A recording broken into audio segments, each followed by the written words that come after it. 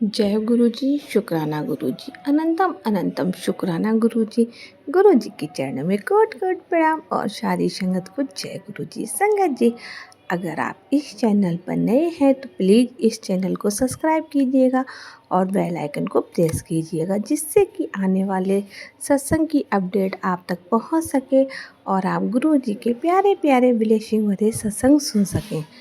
संगत जी, गुरु जी हमेशा किसी न किसी रूप में हमें ब्लेस करते हैं, तो आपसे यही विनती है कि सत्संग को पूरा सुनिएगा, क्योंकि क्या पता आपके लिए भी इस सत्संग के अंदर ब्लेसिंग छुपी हो। तो आइए संगत जी, सत्संग को स्टार्ट करते हैं। उससे पहले गुरु जी का मंत्र जाप करेंगे। ओम नमः शिवाय, शिव जी सदा सहाय। ओम नमः शिवाय, गुरु जी सदा सहाय। संगत जी, ये है एक अंकल जी का सत्संग। सत्संग बहुत ही पुराना है। सत्संग को ध्यान से सुने, क्योंकि इसमें गुरु जी के बहुत सारे मैसेज हैं। गुरु जी किस तरह से ब्लेस करते हैं, गुरु जी क्या क्या मार्गदर्शन कराते हैं और क्या क्या हमारे लिए कुछ चीज़ें हैं जो माननी चाहिए। तो संगत जी, सत्संग को पूरा ध्यान से सुनिएगा। आइए सत्संग को स्टार्ट करते हैं। संगत जी, अंकल जी सत्संग में बताते हैं कि गुरुजी के यहाँ फ़्लाइट आती थी। मेरे फ़्लाइट से 9:30 बजे से करीब सीधे गुरुजी के दर्शन करके उनके दरबार में जाता था। बड़े प्यार से गुरुजी 10 बजे या 11 बजे, मैं 12 बजे ही पहुँचता था। फ्राइडे सैटरडे को भी इस तरह से संगत में बैठा रहता था। फिर संडे को थोड़ा पहले उठ के चला जाता था, क्योंकि हमारे फ़्लाइट का टाइम होता था। इस तरह से मेरी रूटीन थी और मैंने इतनी आश्चर्यजनक चीज़ें देखी। काफ़ी दुबले-पतले थे और वो बहुत ही कम बोलते थे। हमें गुरुजी के हाथ भी बहुत छोटे-छोटे थे। हमारी संगत होती थी गुरुजी की। उ उत्तर प्रदेश से पंजाब के लोग बहुत रहते थे।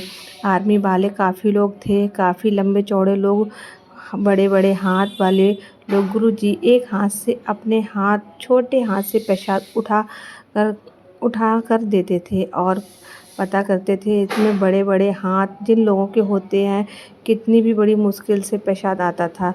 और मुझे गुरुजी एक छोटे हाथ से उठते प्रसाद, हलवा या लड्डू, और हम लोग कि 2 हाथ से भी बड़ी मुश्किल से नहीं उठा पाते थे। क्या होता है, इस तरह देखने को मिलती थी। और गुरुजी जानते थे, हम लोग सोचने की ज़रूरत भी नहीं पड़ती कि गुरुजी आकर चले जाते थे। यही रूटीन रहता था, शब्द चलते रहते थे, हम लोग बैठे रहते थे। गुरुजी अपने कमरे में रहते थे और आपको देखने की आवश्यकता नहीं होती थी कब गुरुजी आ गए। वही गुरुजी एंटर करते थे, हल बिल्कुल एकदम सुगंध से पता चल जाता था कि गुरुजी आ गए हैं। धीरे-धीरे बहुत सी चीज़ें ऐसी देखी, सुनी, एक्सपीरियंस किया। इतने लोग, इतनी परेशानी लोग लेकर आते हैं। गुरुजी सबकी परेशानियों का समाधान, किस तरह की बीमारियों वाले लोग आते थे और उनका सभी का समाधान करते थे। सभी ठीक-ठाक होकर जाते थे। इस तरह से करते रहते थे कि अजीब तरह से, जैसे हार्ट पेशेंट आते थे, ओपन हार्ट सर्जरी वाले आते थे, 1 दिन बाद, 2 दिन बाद, 3 दिन बाद, और गुरुजी ने ढेर सारे समोसे खिलाने शुरू कर दिए। और होता था कि पेशेंट ना, गुरुजी समोसे खिला रहे हैं और पेशेंट को समोसे खिलाकर ठीक कर दिया करते थे। लोग पेट की परेशानियां होती थी, अक्सर सोते थे, गुरुजी चाय पिलाना शुरू कर देते थे और सारी चाय पिलाते थे। चाय पिला ठीक कर, इस तरह की से गुरुजी ने बहुतों को ठीक किया। हम देखकर आश्चर्य में रहते थे। गुरुजी के ज़मीन पर नहीं पड़ते थे। गुरुजी ने कहा था कि बड़े मंदिर चलते हैं। अक्सर नहीं, कभी-कभी क्या होता था, जब बहुत कम लोग बचे रहते थे, तो लगभग 10-15 लोग बचे रहते थे, गुरुजी का मन होता था, वो कहते थे चलो बड़े मंदिर चलते हैं। संगत जी, हम लोग बड़े मंदिर की तरफ गए। हम लोग पहले पहुंच गए। 10-12 लोग थे, बाहर मंदिर के इंतज़ार कर रहे थे। संगत जी, गुरुजी बाहर खड़े थे। उस समय वहाँ पर मंदिर में कुछ क्रिकेट सीमेंट का कुछ काम चल रहा था, जहाँ पर क्रोकेट पोर करी थी, उसके ऊपर पटरा लगा दिया जाता था। आप पटरे के ऊपर अपने पैर रख के चले जाएं। संगत जी, हम लोगों ने बहुत संभाल के हम लोगों ने उसके ऊपर पैर रख के दूसरी तरफ गए। रात का समय था। हम लोगों ने देखा गुरुजी आए और गुरुजी बस क्रिकेट के ऊपर चलते हुए चले गए। मैं आश्चर्य में चकित हो गया। वहाँ पटला पड़ा देखता रहा। गुरुजी ने क्या किया? गुरुजी और गदा हो गया और मेरे बगल में उस समय मुझे बड़ी अच्छी बिजनेस में एक मैडम थी, बिजनेसमैन थी, गाजियाबाद रेगुलरली आते थे। चेहरा देखा, मुझे कहा कि आपको नहीं मालूम? मैंने कहा क्या? गुरुजी के ज़मीन पर नहीं पड़ते हैं। अच्छा, विश्वास नहीं होगा। हम अंदर चले गए। ध्यान से देख रहा था गुरुजी के जूतों को। गुरुजी के जूतों में ज़रूर कंक्रीट सीमेंट लगी होगी और गुरुजी के जूते एकदम चमक रहे थे। कुछ भी नहीं। मैंने बहुत ध्यान से देखा। मैंने कहा कुछ ना कुछ तो ज़रूर होगा। कुछ नहीं पता चला। गुरुजी के प्यार जन तो नहीं कर पाते। इस तरह मैंने देखा कि बहुत से गुरुजी को कंप्लीट कंट्रोल था नेचर। बहुत से एक्सपीरियंस हुए। एक एक्सपीरियंस आपको बता सकता हूँ। हम लोग एक बार गुरुजी नाराज़ हो गए थे। दिल्ली की संगत बहुत सेल्फिश है और वो चले गए। पंजाब के लोग अच्छे हैं। जालंधर वापस चले गए। उन्होंने कहा दिल्ली की संगत से कोई नहीं आए। उस समय हम लोग अपना हुआ क्या, दिसंबर का समय था। गुरुजी की आज्ञा ली। समझ नहीं आ रहा था दिल्ली की संगत का हूँ कहाँ हूँ सिर में। उस समय यही चल रहा था क्या करूँ। गुरुजी की परमिशन ली, आज्ञा दी और प्रोग्राम हम लोग का ऐसा था। पहले हम लोग श्रीलंका गए परिवार सहित। बच्चे प्रोग्राम में ने बनाया था। दिसंबर की रात को पहुँचे। कोलंबो में फ़्लाइट लेके हम लोग दिल्ली पहुँचे। रात को 30 दिसंबर को हम लोग कार में पहुँच जाएंगे जालंधर।